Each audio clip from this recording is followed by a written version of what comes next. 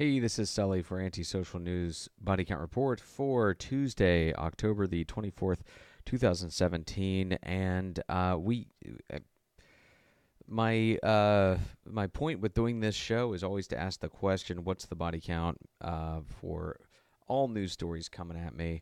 Um, Meaning, what's the actual human impact? A lot of news stories coming through are just opinion pieces. They're just people upset or offended at another person for being upset or offended.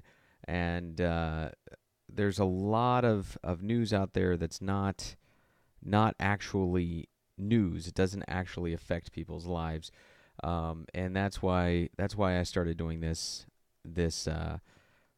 web series here. And I thank anybody who has subscribed and is watching. Thank you so much. First story that we're going to be talking about is a journalist being killed, and this is a pretty big deal when a journalist is killed, just because this is uh, they are they are trying to inform people. They're trying to tell people news, and she was killed. This is in Malta. This was our first story out of Malta.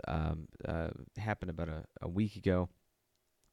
So check out the uh, the story here about what they think led up to the killing. Her car was bombed. There was a bomb placed in her car, so it would explode and kill her. Pretty dramatic, uh, pretty mafioso style killing. Um, uh, Clearly an act of murder. Shocking story out of generally a very peaceful area. So we'll be keeping tabs on this story. Moving on to Israel. Israel reporting on the Spanish separatist issue of the Catalan. The Catalonian people are trying to leave Spain, and Spain is threatening a massive crackdown. Check out Ynet News on that one. I apologize, I'm in a little bit of a hurry today. So check out the link list for all the details on these stories. Also, police. Oh, whoops. Um, Times of India ceasefire violations by Pakistan in Jammu region.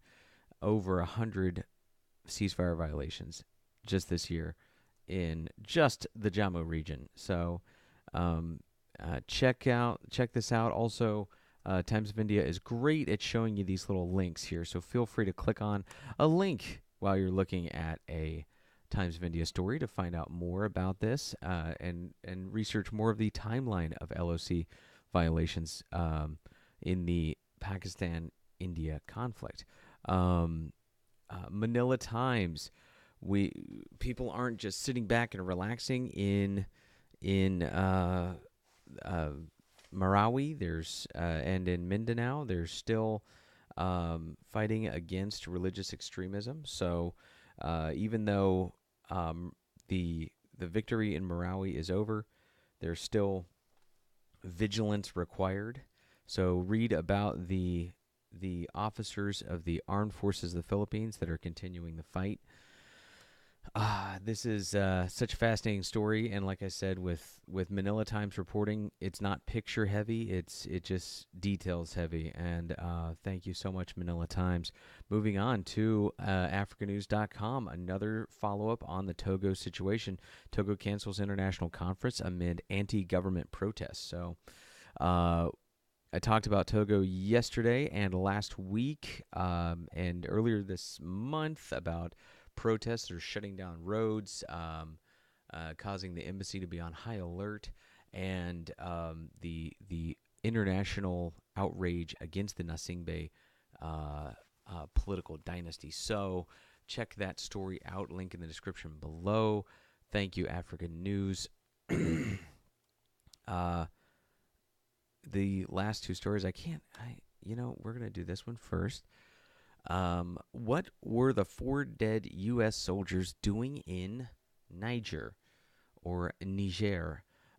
Check this Yahoo News article out about this. This is one of the aggravations I've been having with this whole report is that we have talked exclusively about how Trump spoke ineloquently to uh, one of the soldiers' wives, but we haven't been talking about what was actually going on or why we had soldiers there to begin with. And we have senators and congressmen claiming they didn't even know that we had soldiers there, which is pretty outrageous because we have had activity going on in Africa fighting Al Qaeda and Boko Haram for years now. So learn about the timeline here. The mission in Niger, which began in 2013, was a classic special operation. Yeah, so check that out. Check out Yahoo News reporting on this. Thank you so much for your reporting, and we're going to move on to our last story. And now this one, even though it might not seem like a life or death situation, I assure you it is. Maryland governor signs order to block boycotts of Israel.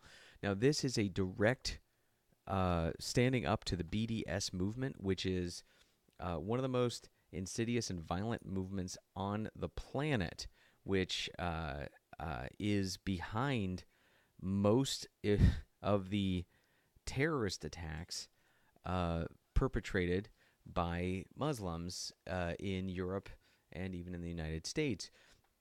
It even has its place in radical left-wing movements and in the United States. So it's the radicals on the right wing and the radicals on the left wing that hate Israel all quote the BDS propaganda, and then in dozens, if not hundreds, of cases, go out and commit horrible acts against civilian populations.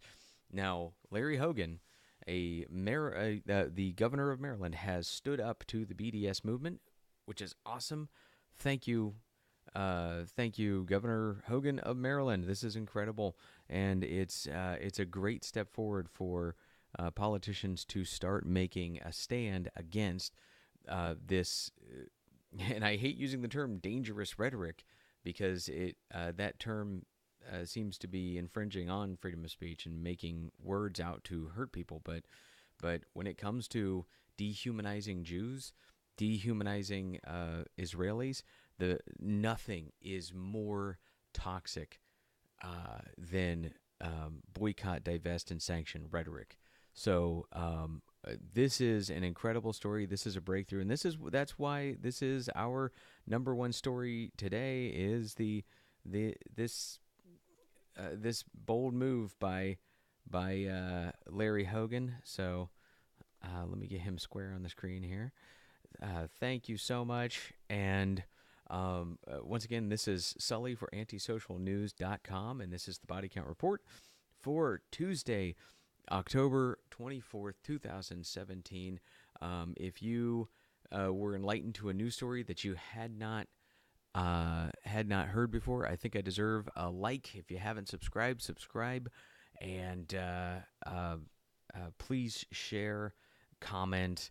If you disliked something, dislike. If you didn't like something I said, comment and tell me what you didn't like.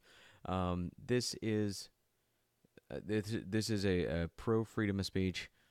I accept criticism. I want to hear what you got to say. And with that, have a great day.